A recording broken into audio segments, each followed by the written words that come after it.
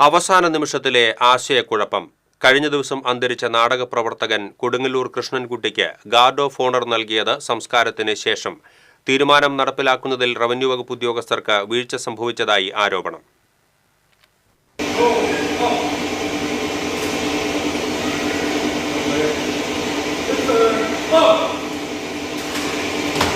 Police മൈതാനിയിൽ മൃതദേഹം പൊതുദർശനത്തിന് വെച്ച സമയത്താണ് ഗാർഡ് ഓഫ് ഓണർ നൽകാനുള്ള കളക്ടറുടെ ഉത്തരവ് വന്നത്.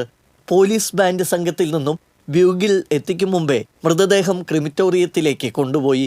ഗാർഡ് ഓഫ് ഓണറിന് പോലീസ് ഒരുങ്ങുന്ന വിവരം ബന്ധുക്കളെ അറിയിക്കുന്നതിൽ ഉദ്യോഗസ്ഥർക്ക് വീഴ്ച വന്നതായാണ് പരാതി. ബ്യൂഗിൽ സംഘം എത്തും മുമ്പേ സംസ്കാരം നടന്നു.